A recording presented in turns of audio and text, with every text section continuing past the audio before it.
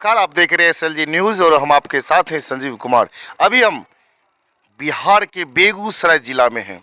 आपको पता होगा कि चुनाव आयोग ने चुनावी दौर की डंका बजा चुकी है। सभी प्रतिनिधि अपनी किस्मत की ताज को लेकर घूम रहे हैं। देखना बाकी है कि इस बार जनता मालिक किसे जीत की ताज देती है, किसे अपने पंचायत की राज देती है। फिलहाल हमारे बीच एक उम्मीदवार है, मैं इनसे जानूंगा, खास बातचीत करूंगा किस पंचायत से, इनका शुभ नाम क्या है और इनका चुनाव चिन्ह क्या और क्या कारण है, क्या एजेंडा है कि चुनावी दौर में आए। तो सबसे पहले आपको SLG न्यूज़ में स्वागत। बहुत बहुत धन्यवाद। आपका शुभ नाम क्या हुआ? रोहित कुमार। किस पंचायत से चुनाव लड़ रहे हैं? शाहपुर। किस पद पे चुनाव लड़ रहे हैं? मुखिया। अच्छा, एक बात बताएं, मुखिया पद पर चुनाव, क्या कारण है कि आप चुनावी दौर में आए हैं? बहुत सारे कारण है इसके पीछे। आप इस पंचायत में अगर आप घूमे हुए तो इस पंचायत का सिचुएशन आपको कैसा लगा, स्थिति कैसी लगी आपको घूमने के अभी बाद? तो मेरा ये पहला दिन है, मैं इस पंचायत की एक एक खबर अप टू डेट करूंगा। क्या माहौल चल रहा है, क्या हालात है पंचायत का, किसके जीत की ताज जनता इस बार दे रही, वो भी हम रूबरू कराएंगे। फिलहाल आप ये बात बताएं, एक सवाल आपसे कि आप चुनावी दौर में आए हैं और जनता भी जब वोट मांगने जाते होंगे तो कैसा प्यार सम्मान मिल रहा है? बहुत ही अच्छा प्यार सम्मान मिल रहा है कि आप एक युवा हैं और जनता का बहुत सहयोग है। शुरुआत से कभी हम वैसे गांव में रहे नहीं है, मेरी पढ़ाई लिखाई बाहर ही हुई है। दिल्ली विश्वविद्यालय से मेरा ग्रेजुएशन हुआ है, मास्टर्स हुआ है। फिलहाल हम लॉ कर रहे हैं, फर्स्ट ईयर में हैं। तो स्टार्टिंग से ही बहुत ज़्यादा लगाव रहा है राजनीति से। इससे पहले अपने कॉलेज में भी चुनाव लड़ रहे हैं, वहाँ भी चुनाव जीते भी हैं और वहाँ पे बाहर में रह के NGO वगैरह में काम किए। तो होता है ना कि धीरे धीरे लगाव हो जाता है इस तरह की चीज़ों से कि जैसे वहाँ पे NGO में थे तो स्कूल वगैरह में बच्चों से लगाव हो गया, उनके पढ़ाई में थोड़ा कोऑपरेट किए। और भी कई तरीके हैं, जैसे आप गांव का स्थिति अगर आप पढ़ाई का भी देखिए तो काफ़ी लो है। जितने भी स्कूल में आप जाते होंगे करीब करीब वहाँ की स्थिति अभी बहुत ख़राब है। जैसे यहाँ पे इतने सारे बच्चे खड़े हैं, आप किन्हीं से अगर पूछिएगा तो शायद ही कोई किसी को संडे मंडे से लेकर कुछ भी 1 2 3 4 कुछ भी नहीं पता होगा। शिक्षा पीछे है, शिक्षा बहुत ज़्यादा पीछे शिक्षा है। शिक्षा पीछे है, करप्शन बहुत ज़्यादा है, घूसखोरी इतना ज़्यादा है कि उसका कोई सीमा नहीं है। उसके बाद यहाँ आप देखा जाए तो स्वास्थ्य के मामले अगर आप देखते हैं हेल्थ सेक्टर में तो इसकी स्थिति बहुत डमाडोल है। किसी को नहीं पता है कि आयुष्मान भारत कार्ड क्या होता है, उसका क्या लाभ है, कहाँ इस्तेमाल कर सकते हैं उस चीज़ का।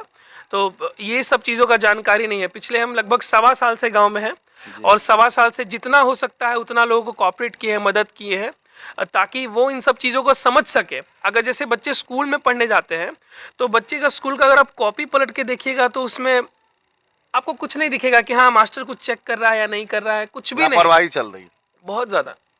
अच्छा, एक बात बताइए कि निर्वाचन आयोग ने आपको एक प्यारा सा चुनाव चिन्ह, मैं आपसे जरूर ये सवाल करना चाहूँगा, आपका चुनाव चिन्ह क्या है? मेरा चुनाव चिन्ह काटगाड़ी है।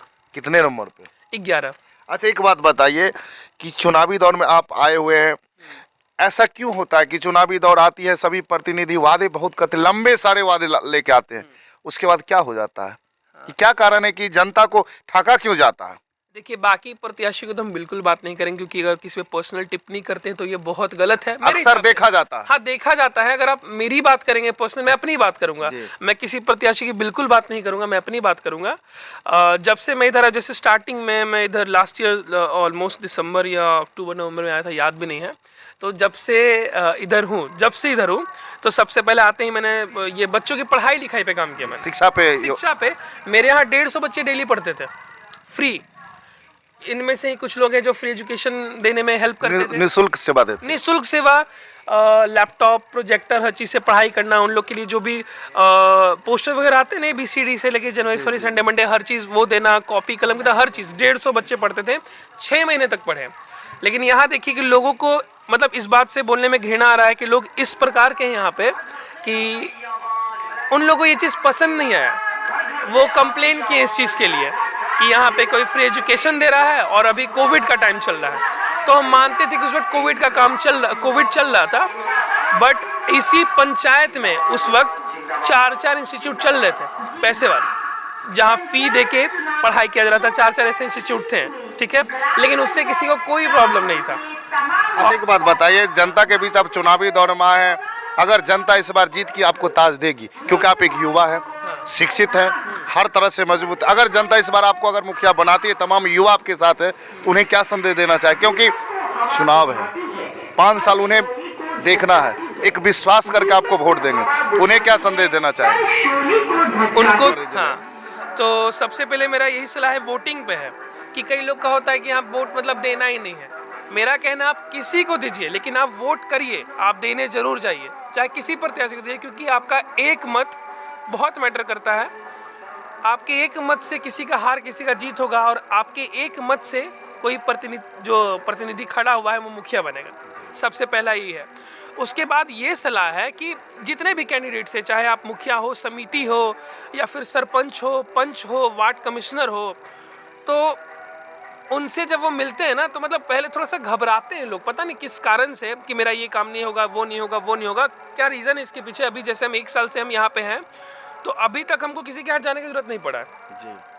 कुछ भी काम है। जैसे लोग का होता है कि जाति बनाना है वासी, परेशान हो जाते हैं, जबकि बहुत ईजी प्रोसेस है। छोटा काम है लेकिन बड़ा, बहुत इजी प्रोसेस है। आप बस जाइए, फॉर्म फिल करिए और जाके उसको काउंटर पे जमा कर दीजिए। लोग यहाँ पे वृद्ध पेंशन के लिए परेशान होते हैं, वो विडो पेंशन के लिए परेशान होते हैं। ये बहुत इजी प्रोसेस है, आपको कुछ नहीं करना होता है। आप जाइए, अगर आप वृद्ध हैं तो अपना वोटर ID लेके जाइए, आप अपना आधार कार्ड लेके जाइए, बैंक अकाउंट का स्टेटमेंट लेके जाइए, आप उसको सबमिट करिए काउंटर पे, RTPS पे सबमिट करिए, आपका हर काम होगा। लेकिन लोग को यहाँ पे होता है कि नहीं, नैना आने होते, बिना मुखिया जी कह लेने होते हैं, बिना डर लगा सरपंच डर लगा रहता है 200 ले लिया है, 500 ले लिया। तो मेरा सलाह ये है कि आप अपने पावर को पहचानिए।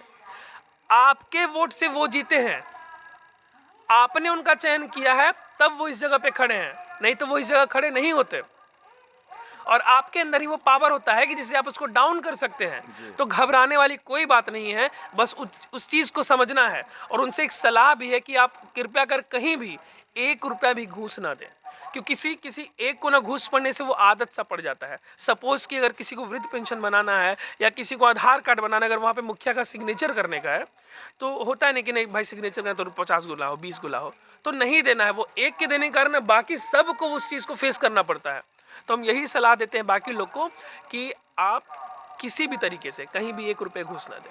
अच्छा एक बात है, आपसे एक लास्ट सवाल है कि अगर जनता इस बार तमाम युवा आपके साथ है, बड़ी जोश शोश के साथ है, इस बार मुखिया पद आपको दे रहे, तो मुखिया बनने के बाद आपका क्या प्लान है, लोगों के बीच क्या योजना प्रस्तुत करेंगे? मेरा मुख्य रूप से 3 ही प्लान है। जो सरकार जो योजना देती है वो देती है, वो जो हम बने या कोई और बने उसको मिलना है, उस योजना पे काम करना है, चाहे कोई सा भी योजना हो, कैसा योजना हो। उस योजना के अलावा आप अपने पंचायत के लिए क्या करते हैं ताकि वो आगे जाए।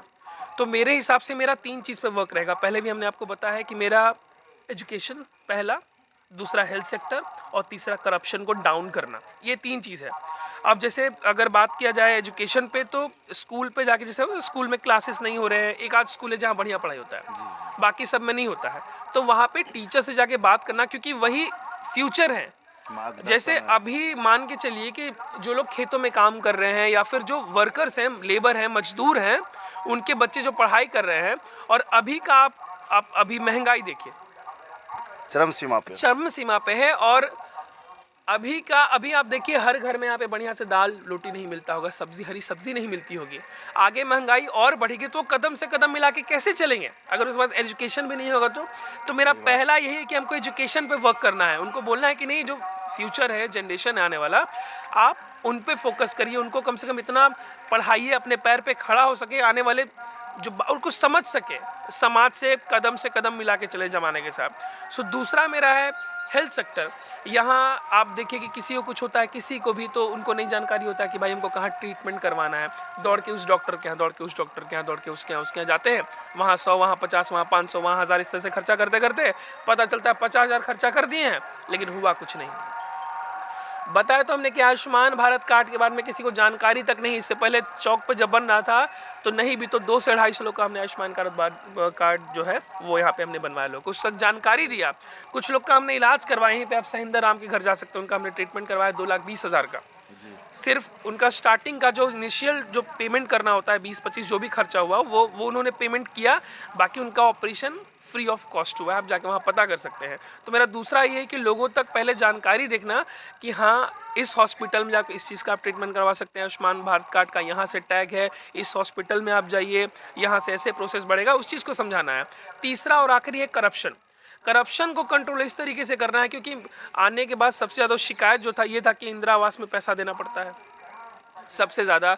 20,000, 25,000, 10,000, 20,000, 25,000 से नीचे तो कोई बात ही नहीं। 10,000 तो खैर हम कम बोल दिए हैं। अब ये देखिए, बिजनेस बन चुका हाँ है। ये बिजनेस बन चुका है। तो मेरा है कि क्यों पैसा देना है, पैसा हम अपने घर से दे रहे हैं, क्या आप ये तो अपने घर शिक्षा से की दे रहे कमी के कारण हो रही है। हैं? शिक्षा की कमी की वही तो कह रहा, अगर उनके पास थोड़ा भी नॉलेज होगा, जानकारी होगी, ये भी हो सकता है उसको डर लगा रहा था कि मेरा काम रुक जाएगा। वो इस चीज़ के लिए फाइट करेंगे, लड़ेंगे। कई लोग ऐसे हैं जो लड़के ब्लॉक से और कलेक्ट्रेट से अपना इंदिरा आवास जाके लाए हैं, उनको घूस नहीं देना पड़ा।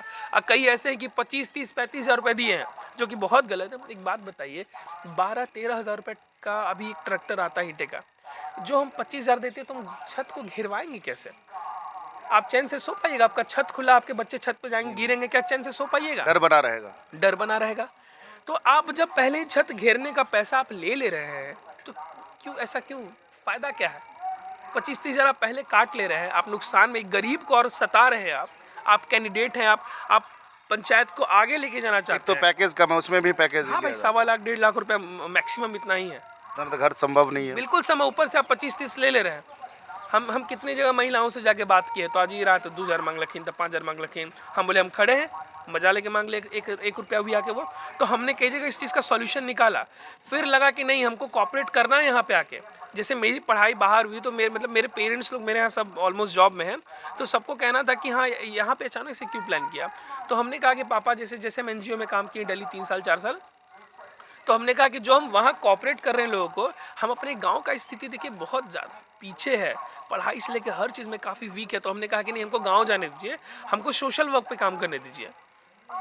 हमको इस चीज़ में साइड में कोई बिजनेस करके अपना हम घर चला लेंगे, हमें कोई दिक्कत नहीं, लेकिन हमको सोशल वर्क में उतर दीजिए। और थ्रू अगर हम पॉलिटिकल लाइन उतरते हैं तो और सहयोग कर पाएंगे। ये सब चीज़ें अगर पावर मेरे हाथ में आती है, तो कम से गरीब का जो शोषण हो रहा है, समाज से उस भी हो चीज़ को- सकेगा। हाँ, उसको हम रोक सकेंगे किसी तरीके से। तो मेरा मुख्य यही था कि पढ़ाई लिखाई करके हम गांव शिफ्ट किए हैं, इसलिए बस कि यहाँ जो शोषण होता है लोगों का, गरीबों का, वो रोक सके, उस पर कंट्रोल कर सके। मुख्य मेरा कारण यही आने का, यही 3 चीज़। आपने देखा कि इन्होंने इतना तक कह डाला कि एक गांव की स्थिति को इन्होंने देखा, एहसास किया, महसूस किया। इन्होंने ठाना है और माना है कि मैं अपने पंचायत को आदर्श पंचायत के नाम से जाने जाएगा। और इन्होंने कदम से कदम मिलाने का काम किया, हर दुख सुख में साथ देने का काम किया। हर खबर अप टू डेट करते रहेंगे, तो लगातार देखते रहिए SLG न्यूज़ के साथ, क्योंकि ये जुल्म के खिलाफ आवाज़ उठाने के लिए अपना जान को बाजी लगा चुके हैं। तो हर खबर इस पंचायत का अप टू डेट करेंगे, तो लगातार देखते रहिए SLG न्यूज़ के साथ। संजीव कुमार।